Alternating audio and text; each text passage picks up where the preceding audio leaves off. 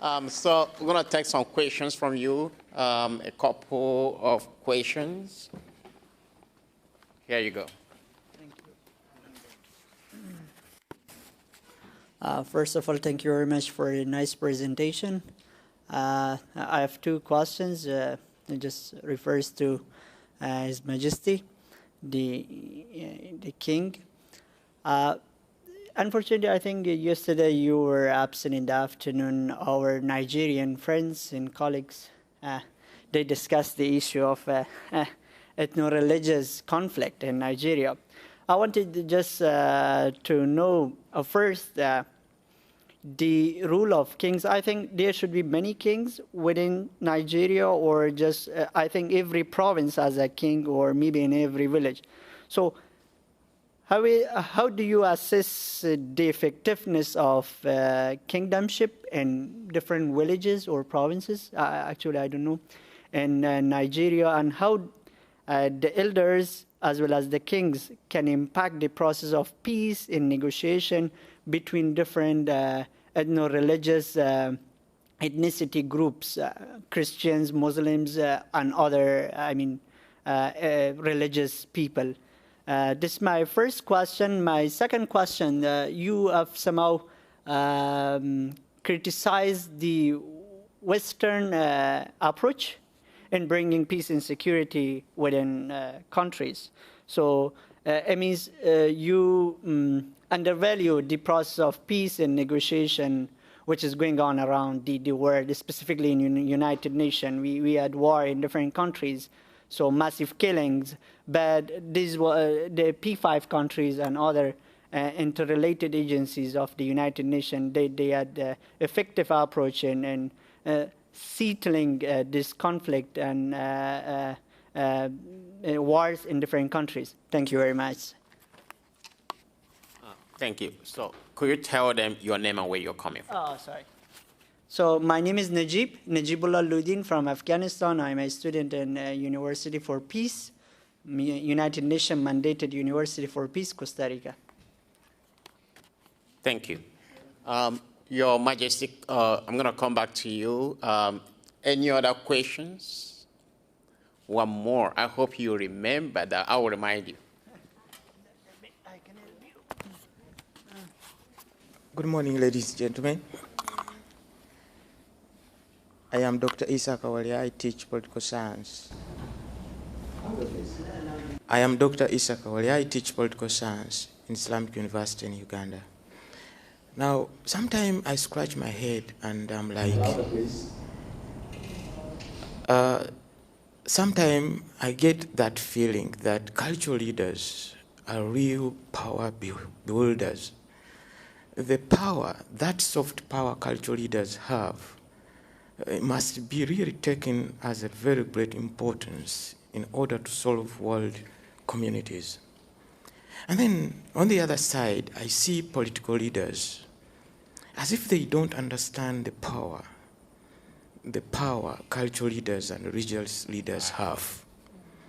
And we are here as academicians and very many people from different spectrums of life to see this kind of dichotomy, this divide between political leaders who guide and redirect our policies. Now, His Highness, the one in the middle, I've been talking about problems in that area where he comes from, where he's governing his people.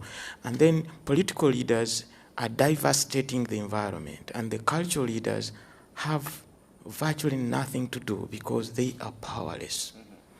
What is it that we as academicians have got to do in order to advise policy so that there is this misconnect between political leaders and cultural leaders so that that divide is really bridged? Thank you very much. Grace. Divide between political leaders and religious cultural leaders. Yes, to advise academics. Yeah, so let's take this one first. Oh, you want to take this one first? Otherwise, I'm going to get... Okay, after that, I'm going to take the last question from them.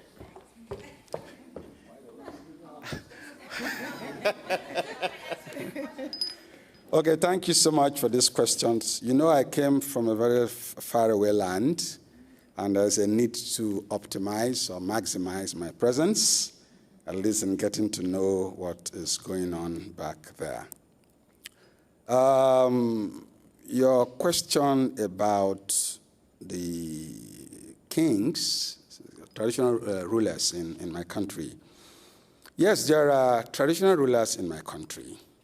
And before we started this current governance style or system, there was some kind of equilibrium between ethnic nationalities. Yes, there used to be wars, but you fight the wars and get to some kind of truce, right? Get to some equilibrium. And so we're in some kind of equilibrium. And then there came a country called Nigeria. And Nigeria now boxes, for example, the German and maybe the Igbo man and perhaps the Isoko man into one state and puts the capital somewhere else. And they start a conflict. I don't know if you get my point. So, these new divides and this new system was designed to bring about conflicts, and the conflicts have remained unattended to. Because the government now decides to be on top of all of these, and they don't do anything. They don't have the capacity to even do anything. But they have the resources. They control the proceeds of every business in the state. But they do not channel the monies to ensuring that human beings live peacefully or coexisted peacefully. So that is where it is coming from. However, where any fairly human leader, I'm talking about the corporate leaders now, governor or president, decides to involve the traditional leaders, the issue is resolved there and then. There's not one where traditional leaders have been called to the table to say, look, this thing has taken too long. Can you help? That they've not been able to solve. So, as a matter of fact, someone creates this conflict for a purpose. They like it. Traditionally, I can tell you about, not my kingdom now, there are some other kingdoms in Nigeria where the setting has been so clear for centuries. Now you come and you take someone who was not ordinarily supposed to be in charge and put him in charge as a traditional leader. Nobody respects him. In fact, he shoots his way to power. He rigs himself to power. He steals himself to power by thuggery, by crookery. So nobody sees him as a leader, actually.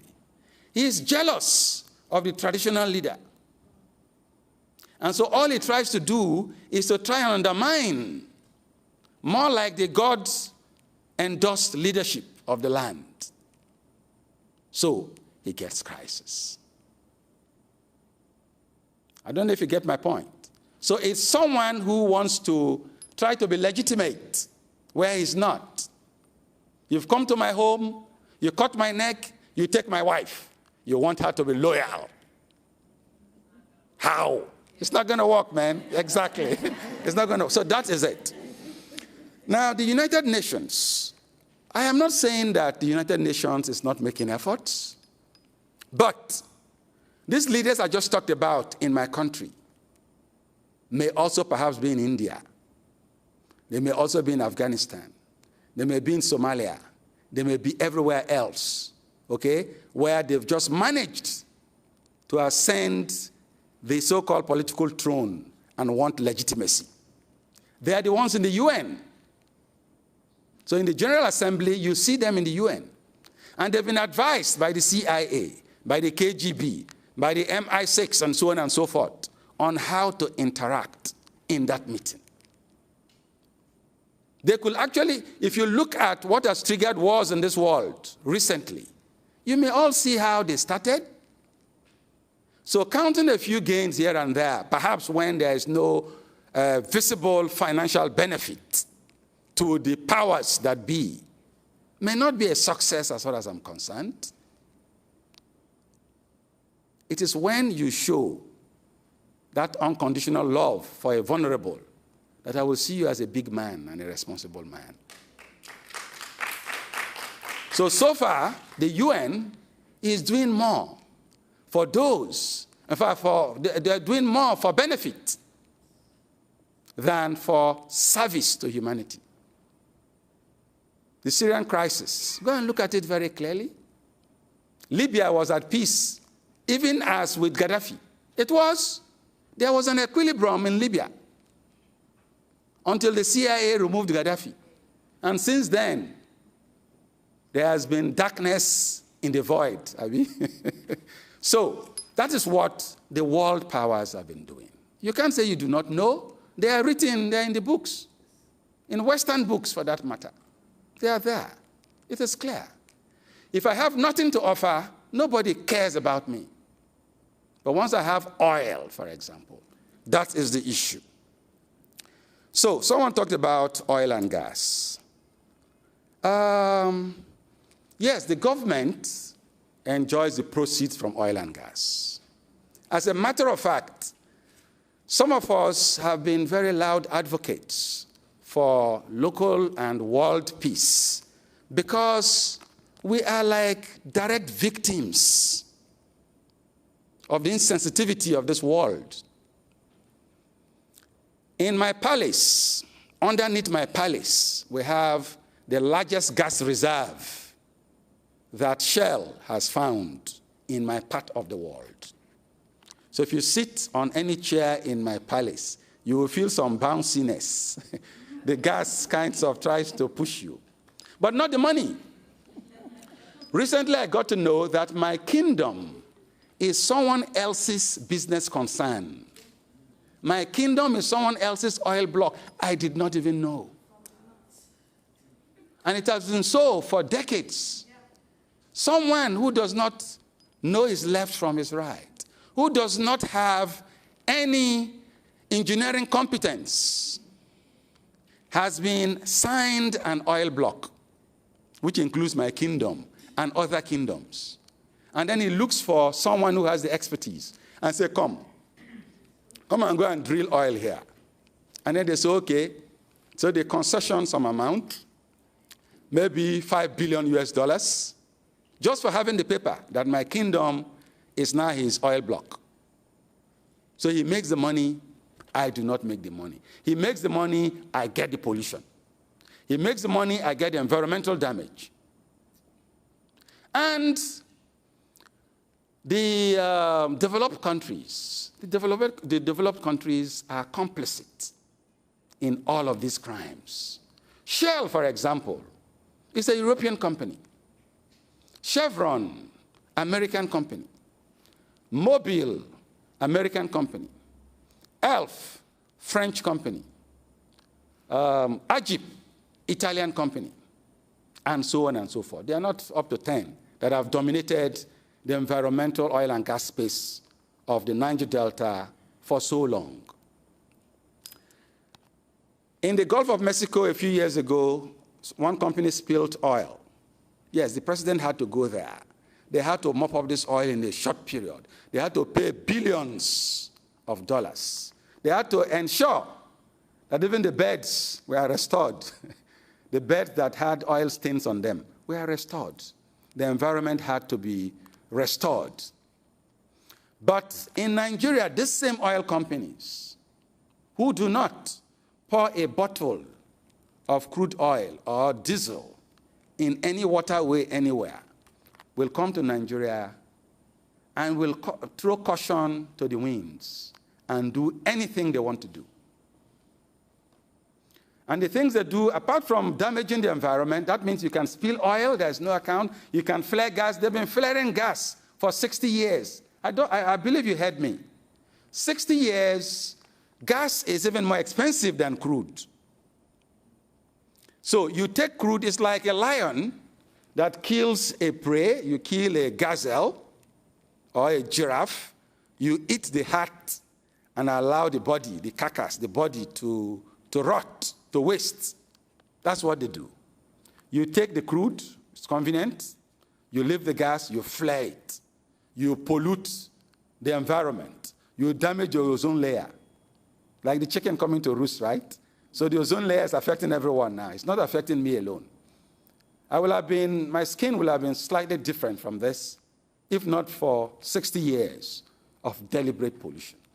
And we call it double standard. So because in Europe, you won't do that. In America, you won't do that. You come to Africa, you come to the Niger Delta, and you throw away all the rules of this world and do everything there. So that is what has been going on.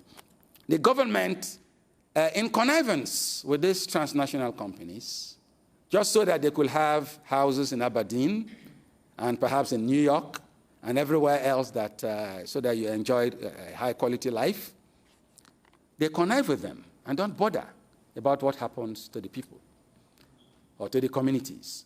So even though we are so rich, we tend to live like paupers. And we believe that that has to change if the world had human beings with blood running in their veins. But if the world is actually dominated by machine men and machine minds, then it may linger a while. But unfortunately, what goes round, they say, comes round. So it's affecting everybody. Like when I started reading about the shootings in the US, I was affected. I mean, when I hear these things, I cry. Because I empathize with the victims. If you've been a victim once, you will understand. For those who are not victims, it's statistics. 24 died, 30 were injured, 100 died, 1 million died. Can you imagine 770 million human beings are living under $2 a day? Poverty everywhere. A philosopher said some long time ago that there will have been shoes to go round if everyone will have just won a pair. But some have like 10,000 shoes. There was one lady who had 2 caravans of shoes, one world leader some time ago. 2 caravans, 40 by 40 foot long containers of shoes, one individual. And then look at me, look at him, no shoe. So that is the story. It is a work in progress.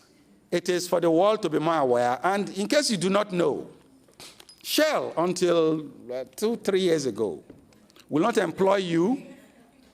No, it was just, I've just been dramatic. since I couldn't quite use my foot at the time, but it was dramatic. It was nice. Some years ago, for you to be employed as a Shell worker, you will need to have a first class. So without a school in your home, how do you ever get a first class anyway? If you manage to even go to the university, your community will celebrate you. We'll celebrate you in my kingdom if you manage to come to Mercy College, okay? If you come here and you return, even if you come with a pass, we will applaud you for having gotten a degree. Because if you know where you're coming from, you will know that that is like climbing the tallest building in the world. So Shell and these oil companies were discriminatory in their employment of people, in giving opportunities. They were not. And so, if you're a first-class person in Shell or Ajib or Mobil, that means those in the PR department who manage information are also what? First class. So if you are a first-class manager of information and communities are agitating, how will the world hear? The world will not hear. So that's what they've been doing. They've been able to manage it such that what you think is that those persons there are savages, wild animals, good for nothing, do not deserve to live. As a matter of fact, they are better off dead than alive. But that's not the true story. We've experienced cases where, yes, Wilbur's was an American company, where some expatriates came to my community, lived there. About 4,000 men came to a local village that was less than 2,000 human beings at the time. I don't know if you know what I'm talking about now. 4,000 men to a community where you had children, women, and men, total 2,000. They just stayed by the houseboats. They were richer, more comfortable. Here was a vulnerable community. A man twice my height, thrice my size, had to put a child of 13 years in the family way. I'm talking about pedophilia, abuse of the girl child. And here was a man that had a family in his own home country. He disappeared, if anyone knew it, leaving the woman there. The girl is a woman now. She's about 40-something years, talking about in the early 90s. So these examples are everywhere. So people who ordinarily are supposed to behave well come there open-heartedly accepted to the communities, and by the time you disappear, you've abused the entire community. You've taken the chief's wife, you've taken the headmaster's wife, you've taken his daughter, you've taken everybody, because you have superiority of resources. The UN on peacekeeping has made it clear that if you are in a peacekeeping operation, you do not have to fall in love. Do not fall in love, because the table is not on an equal pedestal. It's not a flat platform. You have money, you have UN uniform, you have UN backing. The other person is vulnerable, though beautiful she may be. But the oil companies do not follow this rule. So UN, you may take note of this and let the UN extend to oil companies that they must ensure that they too will not touch my sisters, especially the very young ones. Yeah. Thank you. Yeah, even the UN in many African countries, and not just Africa, Haiti, there are many reports of UN abuse of girls and boys in many places. So I think recent reports, the UN is investigating some of these accusations, but they are real. We just find a way for the UN to resolve that. I'm going to take the last question because we have other panels, presentations. Whose question was, oh, that's yours, okay. Wow. I ought to be on my feet as a sign of respect for my king and my queen. I'm from Nigeria, but we missed your presence yesterday because now when I was presenting, I presented my paper with my two other colleagues from Nigeria, and it was a nice session, but your contribution will have been of great assistance, and that is what I'm trying to do now. Yes, I take a course at the university. I'm a lecturer. I'm an associate professor, University of Benin, oil and gas. And most of my students are from the Niger Delta. At times, I even give them nicknames, action, and all those stuff, because they are really, really angry, passionate, and maybe I'll use the word frustrated, because of what is actually happening in their different villages where they are from and where the oil production is going on. Yes, as you have explained, sir, very good. It is true there is a thick romance between the IOCs and our government, that is international corporations, the IOCs, and the host country, which is Nigeria, and the government. And the people are in the middle, two elephants enjoying the day and the grass is suffering. But where lies the hope? Because that was the problem we had yesterday, the discussion we had yesterday. Where do we go to? Where do the people go now? Because like E-Rays, even yourself, sir, the genus leaders are having issues. The government is not listening. No, their friend is the IOCs. So where do we go? What suggestion do you give us? And apart from that, sir, the issue that is going on now in Nigeria, the ethnic religious problem. I know you are aware last week there was a problem or 2 years ago in Delta, not too far from your place, of the Fulani men. How they broke out and started killing people. What if it comes to your domain, sir? How do you do it? Because now the Fulanis are not even being arrested. How do we handle it? I want to know if the indigenous leaders, your group, what steps are you taking to help out the people, so that you can maintain the respect of the people? From the story given even by the Somalian leader, the people respect and agree the indigenous leader, even as Yoruba is the same thing. But I remember there was a problem at Ife, in Ife Kingdom, and the Oba, thank God, very vibrant young king too, had to go to Abuja 3 times in less than 40 hours, trying to seek help because they were killing their people. And the people, they said to the forest, their local helpers, to go hunt down the Fulani men and to fight back, were being killed. So the man has to keep going to Abuja, to the presidency, and nothing was coming out. How do you people help out as our indigenous leaders? Is there a way out? Is there hope at all? And lastly, sir, the people are about losing hope and faith even in their indigenous leaders. A lot of stories goes on about some of the leaders' behavior, conniving with the government, conniving with the IOCs against their own people. Thank you. What is IOC? We call it IOCs in my course, the oil and gas, the international oil corporations. Thank you. International Oil Cooperation. Now, any questions from one student? You're there, okay. Good afternoon. My name is Carlisha, and I am a student at Mercy College. And we're brought here by our human conflict class. And so you raised a very good point when you spoke on the deterioration of empathy in our community, especially in our generation now. And so what I wanted to ask is, how do you see, first of all, do you see empathy as something that can be taught to a culture, to a generation?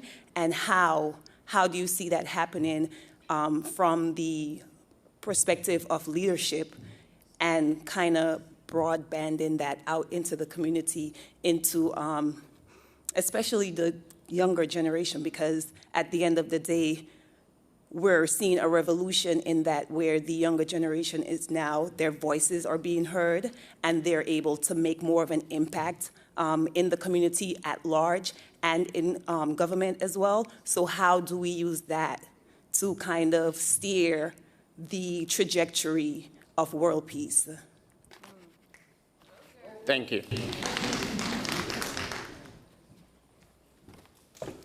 All right, Your Majesty. Who did you address your question to? Which king? The 2 of them? Okay, the 3 of them.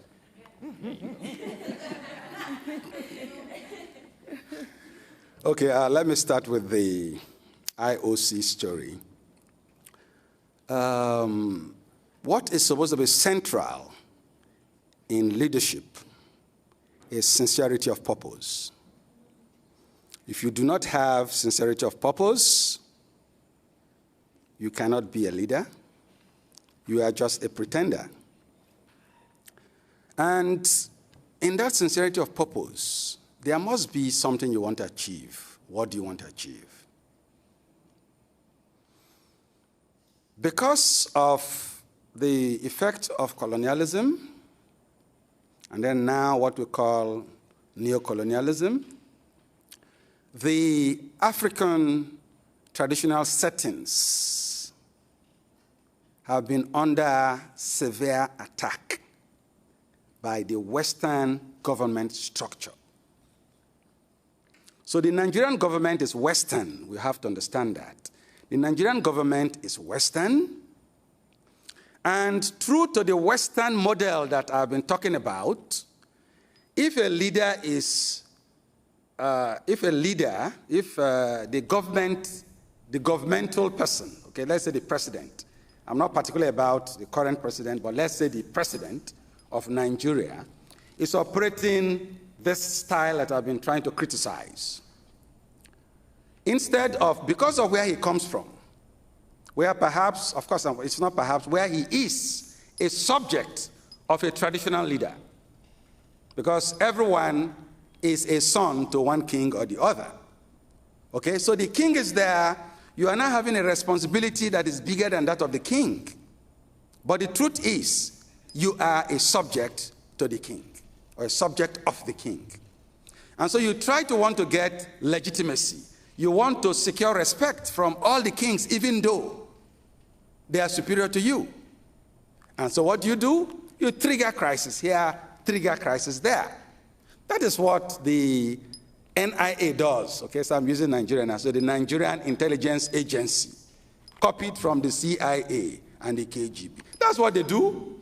The herdsmen conflict is a political conflict. It's a deliberate conflict, using people's poverty and ignorance to legitimize their presence, to superintend over the commonwealth of Nigerians, particularly the Niger Delta oil. That is the objective. So if you're an academic, you must understand this. This is the problem there. And the reason why the problem is not going is the man. It's like a puppet. If I'm a puppet here and you're pulling the strings, what do you expect me to do? You pull to the left, I go to the left. You pull to the right, I go to the right. So that is what is going on. So the way forward is, you have to expose this contraption, right? The world needs to know that this is what is going on. Their voices actually have been louder. It is only about now that indigenous peoples are beginning to gain their voices. So once the world begins to know, and the searchlight comes on such leadership, then maybe like those insects that can't stand bright light, they will fizzle off. But as long as they seem to be in charge, and the world is listening to them and not hearing your voice, then this tragedy will go on for longer. So whether it is Boko Haram crisis, whether it is herdsmen crisis, is the same. The herdsmen, in fact, the Northerners or Fulanese, they are quite religious, isn't it? They listen. What was their name? One imam could tell 20 million people on a Friday to stop going rightwards, go left, and they will all go left. So if a pretender takes over the microphone and pretends to be an imam, and he says, now everyone go right, climb the fence, they will climb the fence. So they will commit a crime, they will murder people. So it is a story of pretenders pretending to be traditional heads and religious heads. That is a fact. And so if you look at it clearly, you will see a leader, a true leader like myself, should put his people first. That is the truth. So if you look around and the leader has not put his people first, he's a pretender. So call him president, call him king, call him whatever. If he doesn't have his people first, he is what? A pretender. Such is not my leader. Such can't even stand before me. Bring them before me, and they will run for cover. There they can't stand. Having said this, I'm so very happy with your question. It is a contemporary question. In fact, the most contemporary question. I would have been so unhappy if I had left here without a student speaking out. You must have heard of Malala, right? Yes. And you've heard of that young, is a Swedish girl that is campaigning for the environment? Yes. That is it. Once the world understands that the arsonists, in fact, once the arsonists and all understand that this house, you burn it down, you're going to die too, then sitting down on the fence, that docility that the large majority of the world, is at now, the world, the larger world, about 95% or more of the world is essentially docile. In my country, there are less than 3,000 persons from independence to date that are in charge of the affairs of Nigeria.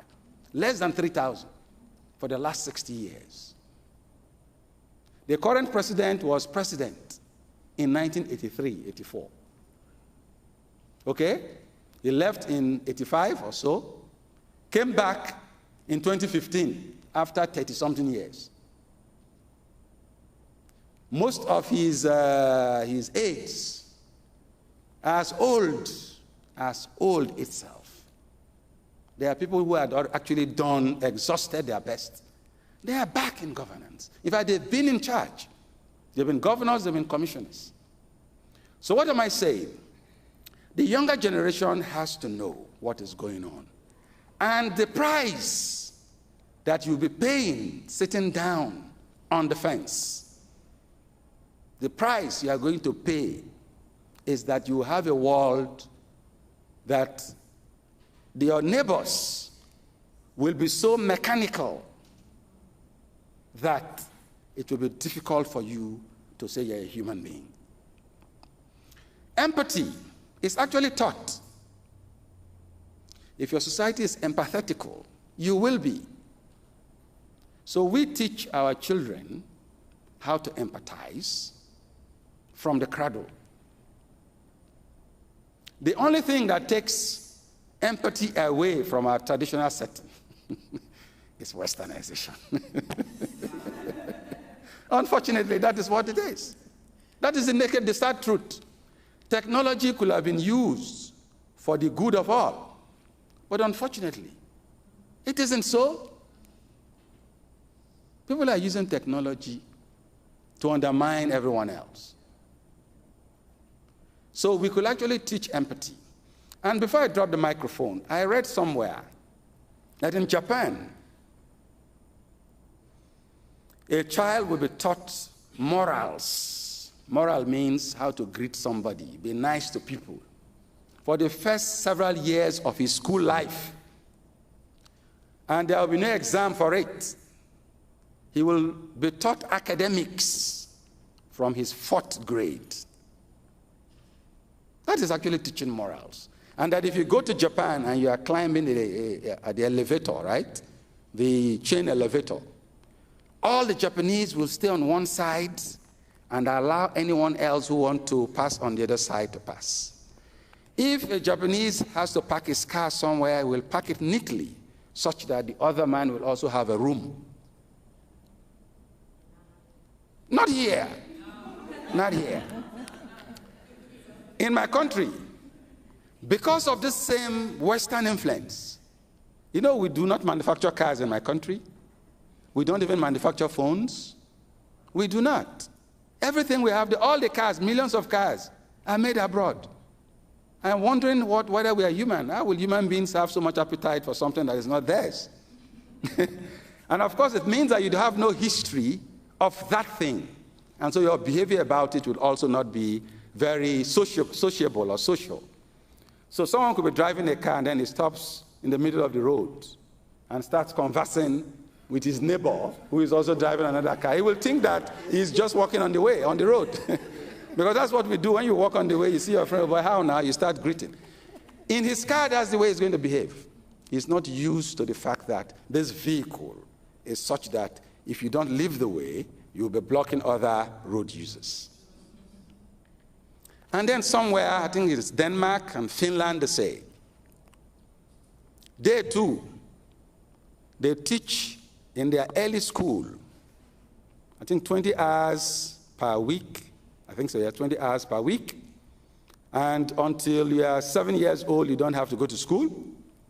And when you go to school, when you are fairly matured, you've learned morals at home, you go to school and you play with your neighbors.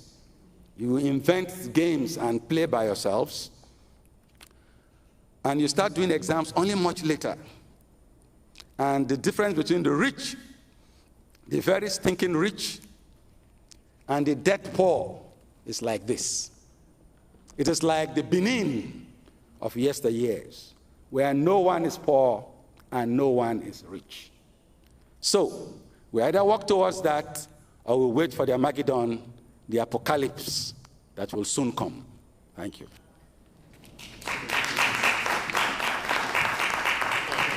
I want to thank you all for being patient. The kings have the kings have the last word, so I'm not going to add anything to it. Sorry, there's something I left out, which is the traditional greeting from my people. I will chant something, and you will answer he. Hi, Zon. Hi, Zon. Zon, baby. Hi, Agada. Agada, come at me. Or no? That is our way of greeting people. I was supposed to have done that before I spoke, but now that we're concluding, that is also a way of greeting. Thank you very much. All right, please, I want to invite you all. Let's take a picture with them here.